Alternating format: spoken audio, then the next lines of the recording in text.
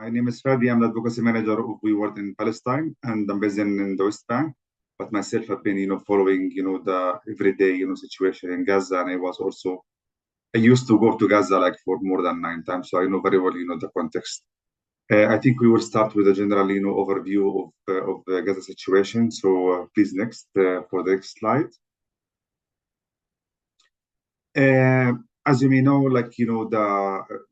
Gaza itself, it was under long blockade for more than 16 years by Israel. And this is severely restricted, mainly movement of people and goods inside and outside Gaza. Gaza is one of the most populated area of people, more than 2 million people living in this, place under really harsh movement restrictions. And in Gaza, people, they are one among the highest unemployment rate areas globally, especially for youth and women. Major issue for sure, until now, is electricity affecting most of the sectors, mainly water and sanitation and health situation. And the latest, war in Gaza, it's not, the only one. We were facing more than 5 wars in the last few years, and they've been really affecting the infrastructure, destruction, and Gaza people, they are mostly depending on aid. More than 80 people are depending on aid for basic services. Next, please. The post-October 7th situation after the latest war affected mainly people. Most of the people of Gaza, 96% of them, they were facing a mass displacement. Families, they were really forced to leave many times to different areas, and now they are really living in really overcrowded makeshift shelters. And this war affected directly the infrastructure, homes, public services, electricity networks, severely also damaged, and mainly essential systems are really operating with the basic minimum, functionality. Recently, we are facing a ceasefire. The context is not really smooth and normal. Access is still the main issue for goods and people. The conditions still, fragile until now. Movement restrictions still there, and aid delivery, it's only designed in specific areas, and the crossings are really limited for reopening, and this is mainly affecting the entry of aid and material that people will need for their day-to-day basic living. Please, next.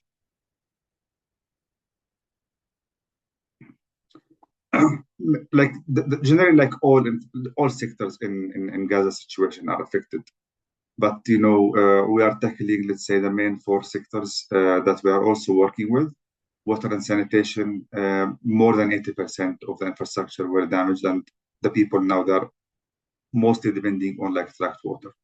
And I don't want to talk about the severe damage for the sanitation systems, and people that are really exposed to different kind of risks. Education is another affected sector. The majority of schools, they were affected from either directly or indirectly from the damages, and now we are talking about almost more than 700,000 school-aged children lost about 2 academic years. And directly 1 million children require different kind of mental health and protection support.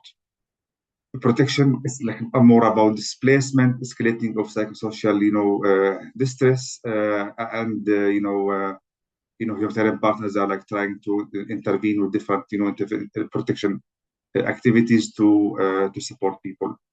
And the food security, last summer we were facing a really, huge, nutrition and famine crisis. I would say now that the situation is a little bit better, but still, food security is among the most important sectors that will need also support. Please, next.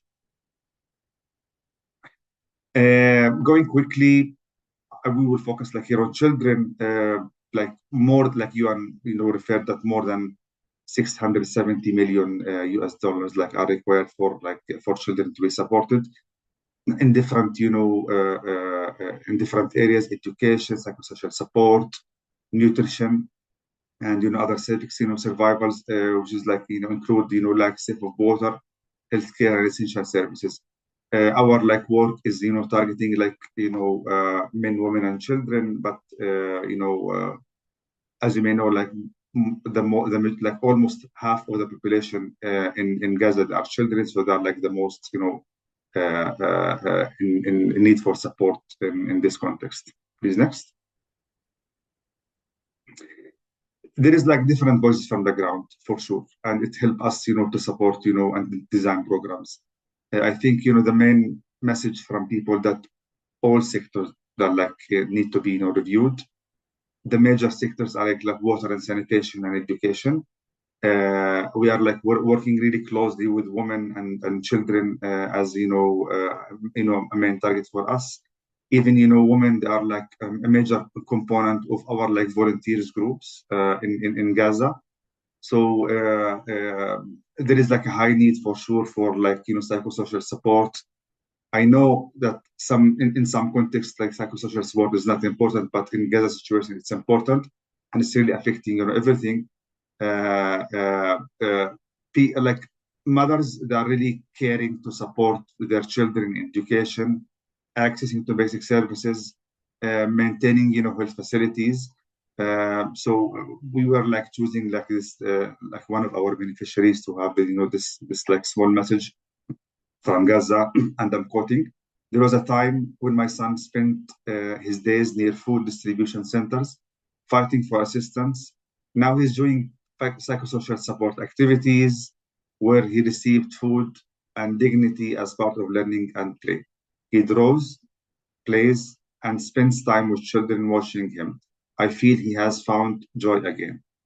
We are like really focusing lately in education with safe learning spaces, and there we are providing like a lot of opportunities for children to resume their education, and also supporting them also through psychosocial support. And from here, thank you for listening, and I will move it to Giovanna.